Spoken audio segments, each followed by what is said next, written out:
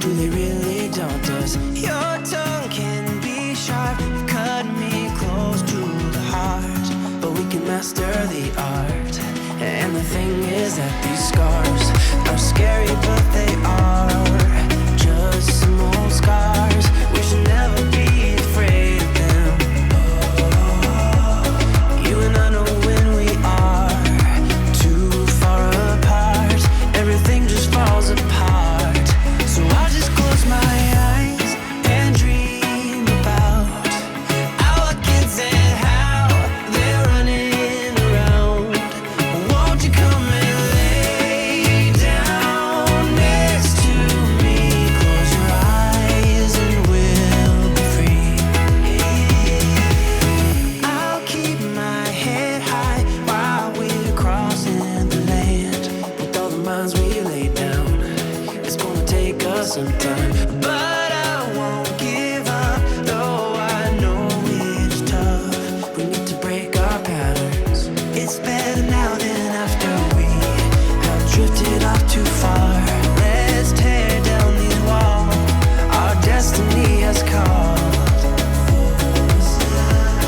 We're walking down a path, and the wind will change at last, like a song about our past. So I just close my eyes and dream.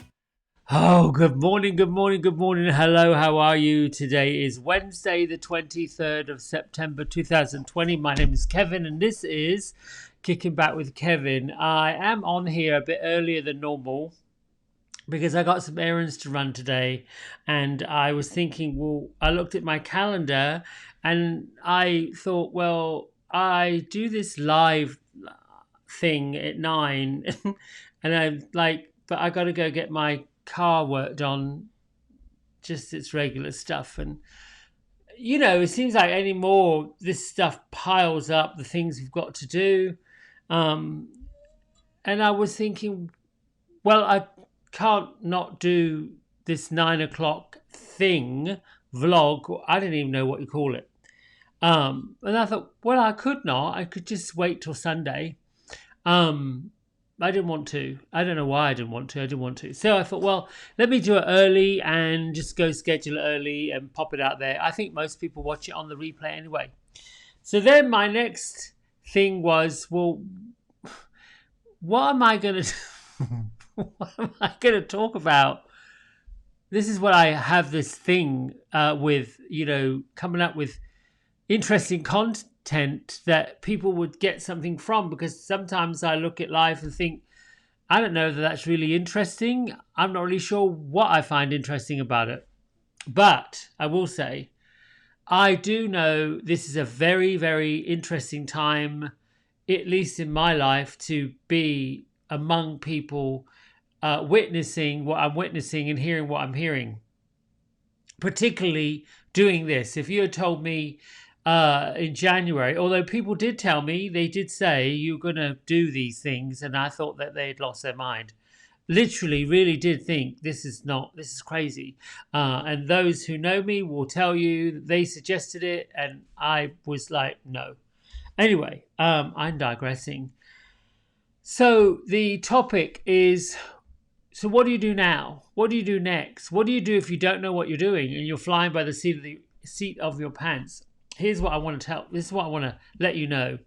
We've been doing it our entire life. And if you're saying that you've never gone into something and just made it up as you went along, then you're a liar. Now, what we like to think is that we've got all this stuff together, right? We've got it all planned out. We get it rehearsed. We have this whole script thing happening. Oh, we're going to start here. I look at newscasters and have the greatest respect for them, because even though, in front of them there's this teleprompter, and I suppose they're trained to read. Some, you can tell they haven't done it very long because the eyes are going back and forth like this. Others, you can tell when they take a step back, they're wondering, what exactly am I supposed to read now? So that is really flying by the other set of sheets. Really, it's truly. A little bit of I can't say it's a sad story, it's just a story. Yesterday, I have 6 dogs. Talk about flying by the seat of your pants. And one income earner in the middle of a pandemic. Both forms of income in March, whoosh, shut down. Well, so now what? What am I going to do? I could certainly worry and fret. And I did for a bit, for 5 minutes, like, ooh, this is a bit of a mess. And then it wasn't. Then I shuffled around and jiggled about and said, you know what? Yes, you have to be prepared, for sure. But I always think you have to have a lot of faith. More importantly, the faith that you know what you know, and you know in the minute that you need to know. All of the fluffy stuff, all of that extra baggage, the worrying, listening to people that keep this worry train going, I don't know how that helps. I've done it and it doesn't help. I've got caught up in the story of the ratchet chat going on in the head. And I talk about meditation. That's why we're here, to meditate. I do a meditation now every day, 5:30. Amazing. Which is why when things come at me that I wasn't expecting, and I really don't know what I'm doing or how this is ever going to work itself out, I just go to faith. I go to whatever that is inside, and my big thing is, if this is meant to happen, it'll be okay. If it's meant to work out, I'll figure out a way. That's always happened. I don't think it's ever been in anyone's life where you've got it all figured out all the time. So, my question really always has been, why do we feel like we need to have it all together? Why do we feel like we have to know the answer? And I've talked about this before, the power of not knowing. Even if you don't know, it's okay not knowing. We're back here into the present moment. Really, all you've got right now is right now. You can worry about something that's not yet happened or something that already happened, but that exists in your head. That doesn't exist in now. You're missing the point. Now is the point. So yesterday, I had to take one of my dogs to the vet. He hasn't been feeling very well. Off his food, and I thought, well, here we go. This is going to be one of those issues, and I have had a lot of issues this year with dogs. I've had to sadly say goodbye to a number of them, and let's see, open this one. There we go. And this is the little one. I think I can share it. Here we go. This is the little one I'm sharing with you. His name is Trooper. And Trooper, when he, let's see if I can show you what he looked like when he was a little boy. He's like 9, maybe going on 10 right now. This is what he looked like when he was a little boy. There. And you see that right there on the, I guess the right of your screen, that little bandage. He had some kind of broken foot. And this is on the deck of the rescue group I got him from. Now, he was at the rescue group for about 4 years. He went to a couple of houses and or homes, and he kept going back. And bless him, he was, unfortunately had Demodex mange, which is not a big deal. It's just where a dog is not able to process the parasites that live in the skin. We all have parasites in our skin, and our immune system pretty much takes care of them. But with some dogs that have Demodex, that's not possible. Anyway, so he had this little boob on his foot. This is the foot on the left, the one that's sticking out forward. Anyway, bless him. So he wasn't feeling very well. And I thought, well, you know what? I'll try to get an appointment with the vet. Well, like most places, all the vets are on, I don't know whether on a go slow or what the deal is, but can't get in. And I'm not knocking it. I'm not complaining. It's just sign of the times. If you need to get in, you better go in a week is what it's going to take. So what do? Really can't push and shove and jump the queue. I don't like that. I feel like everybody else must be waiting a week to get in. So I'm going to have to wait my turn. I just put my trust in faith that this will be okay. And over the weekend, bless him, he was whining and complaining, definitely in pain, and definitely off his food, would not eat. So I went along to the vet yesterday, not knowing what was happening, knowing that he's an older dog and they get health issues, and I'm not a dog, so I don't know what that feels like. And thank goodness for the lovely young vet at Greenock Animal Hospital. She was just terrific. She came out and said, he has torn his ACL. Oh, okay. But then there was this litany of, we can treat it with surgery, we can do this, he can be on some pain medication, he can be on some anti-anxiety medication, but 3 months and it should to heal. So while she's checking his kidneys, a bigger issue came up, which really frightened me, or at least I think it frightened her more than it did me. And the bigger issue is they have to check the kidneys to make sure that what medication that they're going to prescribe, the body can handle it. And they discovered that his blood sugar was at 500 or more, and that's dangerous in a person, let alone a dog. So he's diabetic. So I'm sitting in my truck, like, thank goodness I had just been listening to Kyle Gray's latest meditation. He talks about the angels coming in and protecting, and no matter what, you're protected all the time, always. And I'm thinking, there's just no accident that these things happen. I should be in the driveway of this vet's farm place, and everything from pigs to horses to dogs to cats, they were all arriving to get treated at this place. And I should get a meditation, which I did, and then get offered this news that this dog I've got is a diabetic. And I think the lady was sort of saying, well, I know that that's a lot for you to handle, and I perfectly understand if, you want to go ahead and, euthanize. Felt like that might be an option for me. And I have to say, at some point, not when I learned that, but at some point during the weekend, I wondered if this is something serious like a terminal illness, because he whimpered and was just very uncomfortable. And I did consider maybe this is time. Maybe it's time for you to go. But I always put my faith in something bigger, something brighter, something lighter, something more. I'm asking for, I share it with a few close friends because it was heavy on my heart. And they were good about, you know what, we'll just think about it, bring you faith, and it'll be all okay. So she tells me this news, and she says, so what do you think?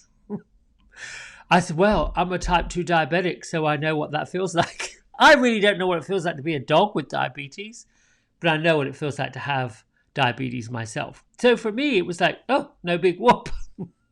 We can take care of this. I can try this on. Not even thinking about how much all this was going to be. That's my lesson in this life. It's knowing that you can fly by the seat of your pants. And at a time like right now, where people are worried about paying bills, worried about where money's coming from, worried about if they're going to have a job, there's that. There certainly is that. My nugget for all of you in doing these and coming to you twice a week and to talk to you is to say, even though you might think you're on your own, you're by yourself. Now, I am physically on my own. I don't live with people. That's my choice. And I rely on one income. That's my choice. And I pay a mortgage and I pay a car payment.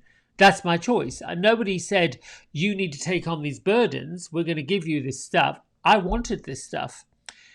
But with wanting it, I also had to know and trust that there's this greater power that I, at the time of taking these responsibilities on, I don't know for absolute certainty that it will all be okay and work out. Well, that's been the problem. If we live in this world of uncertainty or worry or, I don't know about that. I'm not sure about that. If that's the energy, that's the vibration, that's what we're saying. The power, if you will, that puts us here to begin with, that gives us this life that we have, all of this, moves on to something else. It's a bit like I now know through all of these things I can't really explain, that by opening up and saying, oh my goodness, there's this extra help that I didn't know was possible, is right there all the time.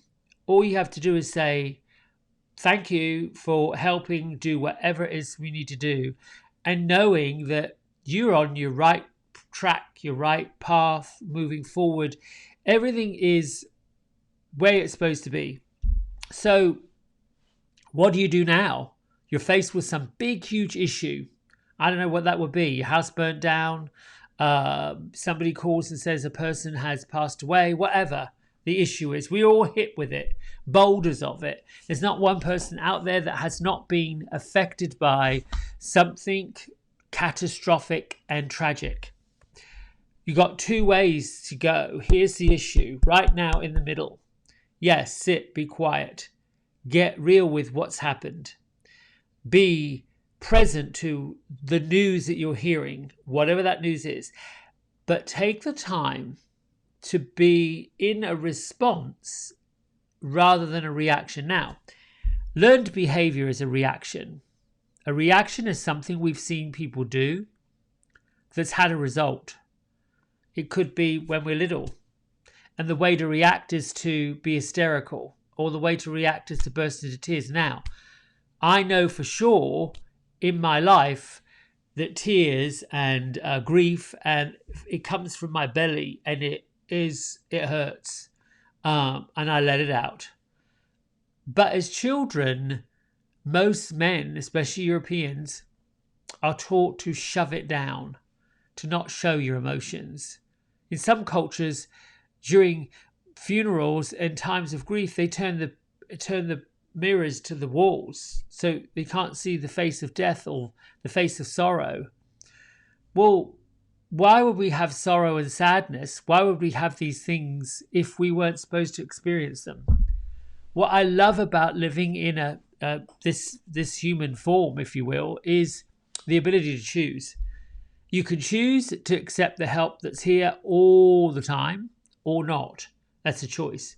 But know that if you're choosing not to accept it and not to let it in and not to lean into that power, the power that you're here for a reason, you're here for a purpose.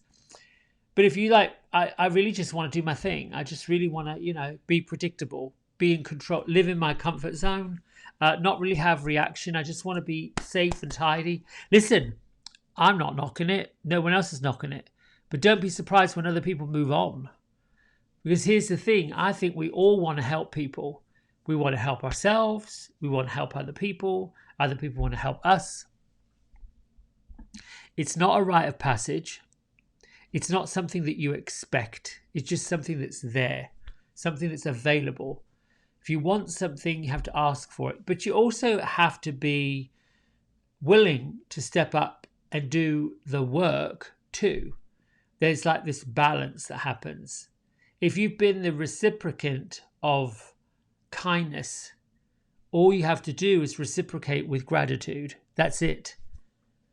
Everybody's willing to give to other people, help you any which way we can. Be as spiritual as they want, as kind as they want. And all you really have to do is say, thank you so much, and mean it. I am so grateful, and mean it. And have that sense of integrity, that sense of grace, that sense of gratitude that, hey, listen, I was in trouble, I needed help, and I thank you for doing it. It lifts everybody up. It lifts the person who gave you the gift up. It lifts the person who got the gift up. That one of the things I struggled with growing up and in my adult life, where I was okay to give. It was okay to give. I wanted to, here, listen, have it. You have it. But to receive it, there was a sense of guilt or not deserving. That's the problem. If you have a challenging time receiving help or getting help or asking for help, there's two little things that you probably need to tweak, tighten up, get real with. What is your relationship with receiving? What is your relationship with gratitude? Can you forgive yourself for being a less than gracious receiver? Or can you think of a time when you've given expecting gratitude but not getting it? That's the other big thing. Oftentimes we give to people thinking, well, they didn't even say thank you. They didn't even acknowledge. I've done it recently, less than I used to. It's getting better because I'm present to, that is what it is. It doesn't mean the person isn't grateful. They're just not really in the mood to show it. So I know we're going away from topic. What do you do if you don't know what you're doing? Do it anyway. That means give anyway. If you don't know if the person's going to give back to you, just give it anyway. If you don't know what the outcome's going to be, just do it anyway. This is a journey. We're on a journey. We're living a journey. We're day to day, the present moment. What's happening right now is really important, which is why meditation, first of all, get to the truth of what's in here. Once you get to the truth of what's in here, what's going on, what's actually physically happening, not the story you've said, not based on something that already did happen, based on what this is.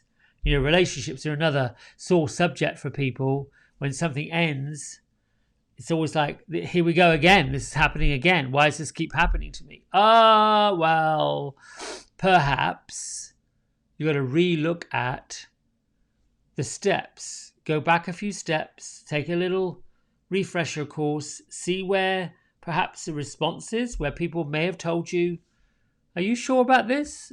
And you didn't listen. You say, yeah, I got it. I'm going to, yeah, great.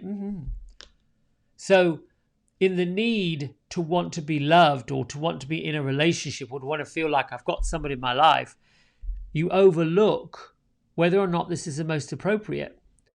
If a person has love for themselves, first and foremost, and they've learned to sort that out, which takes a lifetime to work that out, when they've got love for themselves and they're okay with, what's happening, what's going on, what they have, what they don't have, and grateful for all of it, then the other stuff, the other relationships, the relationships that are coming that they deserve, that's a bonus.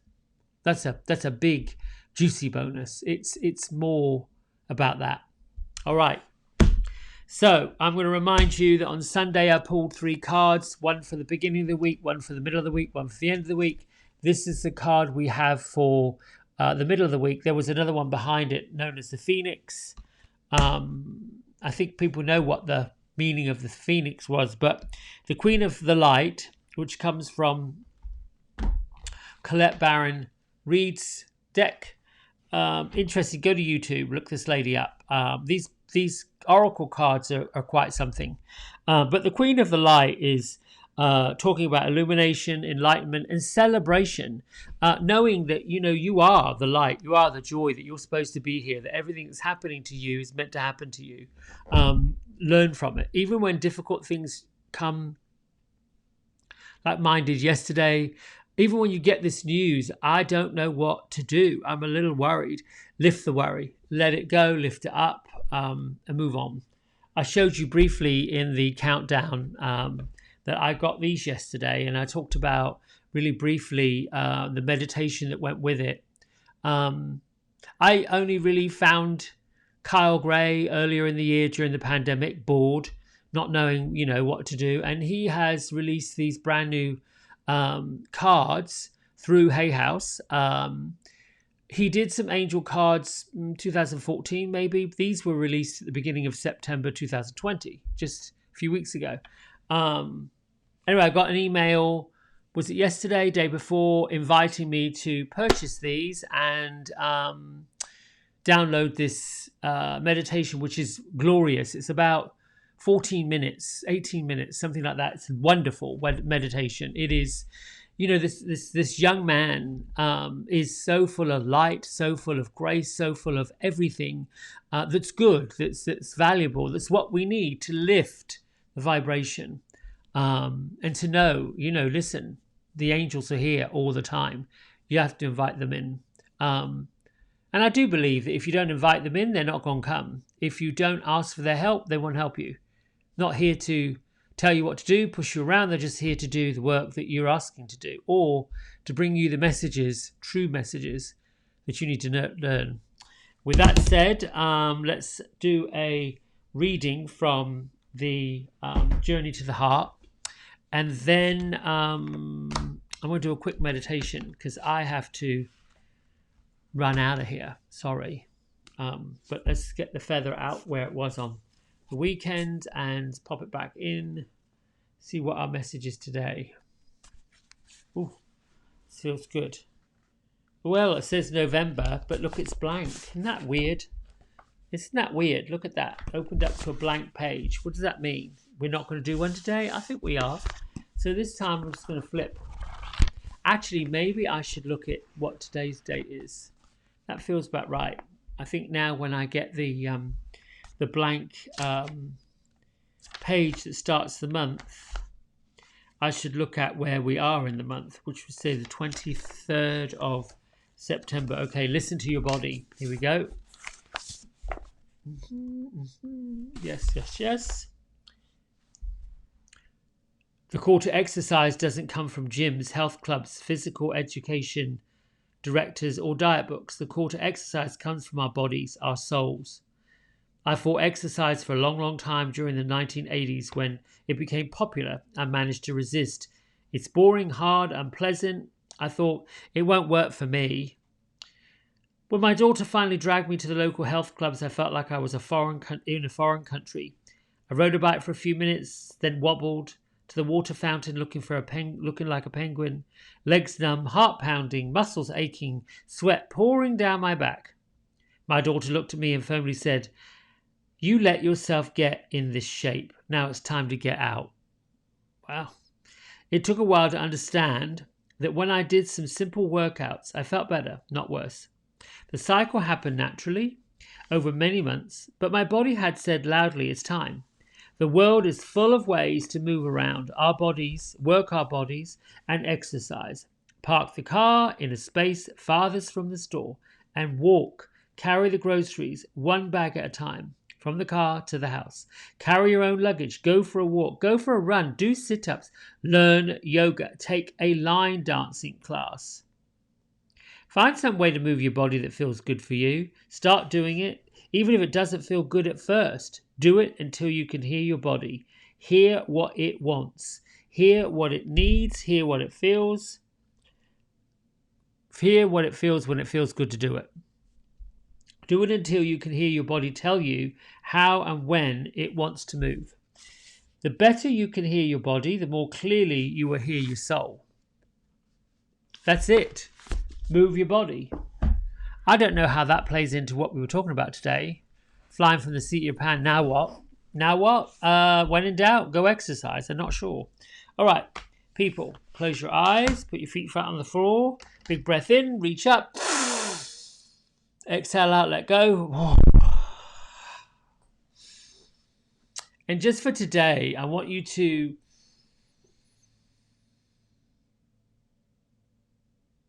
think of your body as being translucent.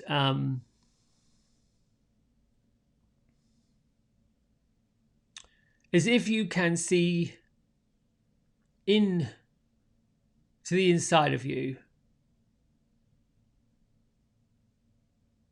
and be present to what you're feeling on the inside, and particularly your heart beating and your lungs breathing and your belly digesting food. Hear what your ears are open to: birds, traffic, any noises. Just be observant of how your ears hear those noises.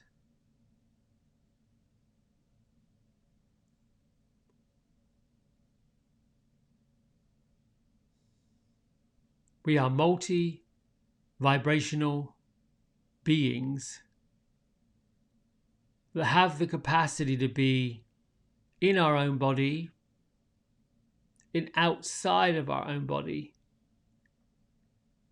simultaneously.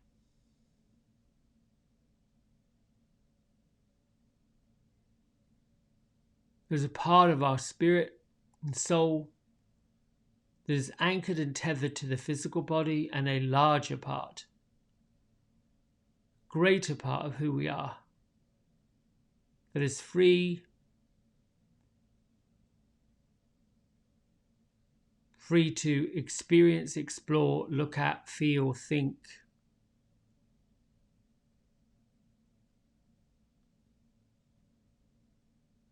Be anywhere else but in the body.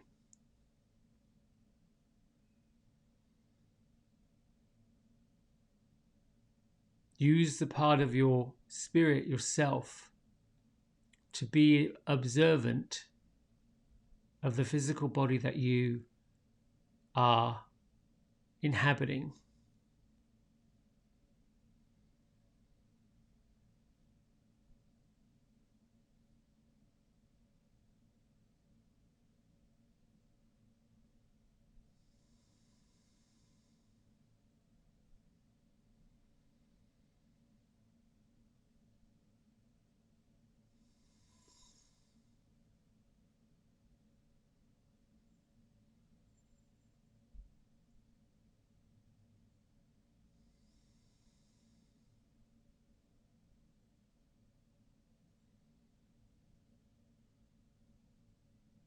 Start to see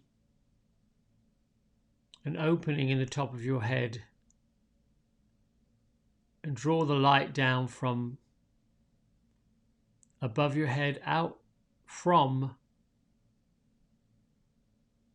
the highest possible place you can think of or focus on.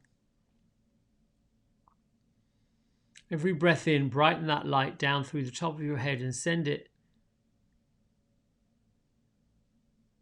down your spine line, down both legs into the earth.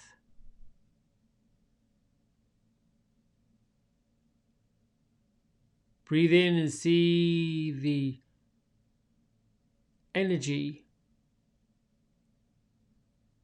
coming back down through your body into the earth and out.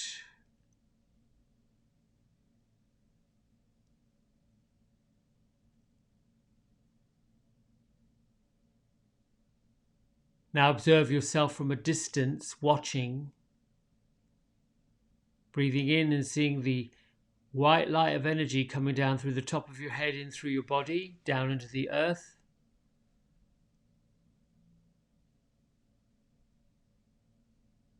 As if you can see the circular movement of bright energy. Make the energy brighter and bigger so that it illuminates your whole body.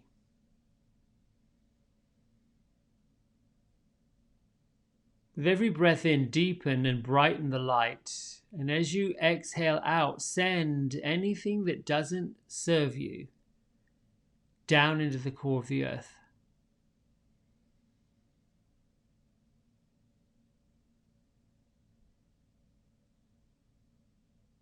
As the energy that you are releasing is extinguished by the earth's core, allow it to be transformed into more energy, more light, and bring it back around and up.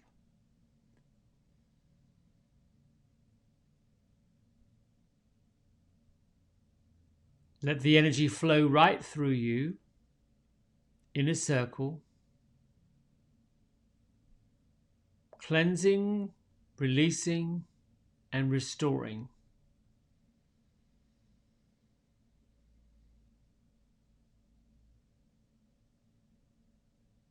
You are a star vibrating with the highest realms of the universe.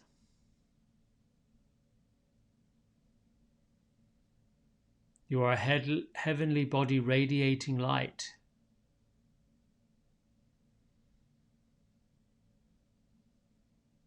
We are heavenly bodies. We are radiating light. Therefore, we are stars.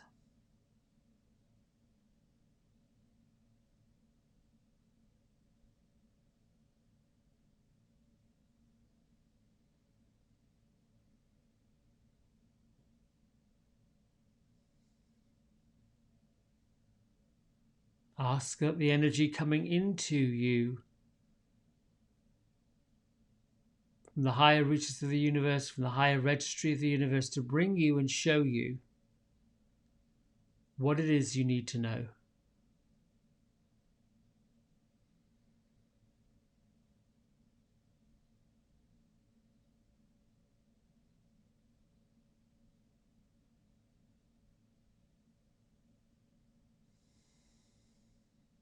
You can continue breathing, asking for the guidance of what you need to know.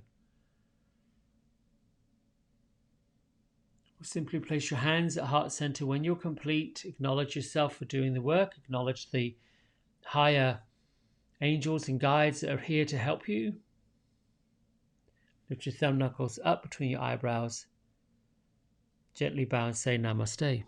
The light in me, the love in me, honors the same in you. Right, my friends, that is it from me, and I bid you a wonderful Wednesday. I hope you've enjoyed this. Have a great one. Bye.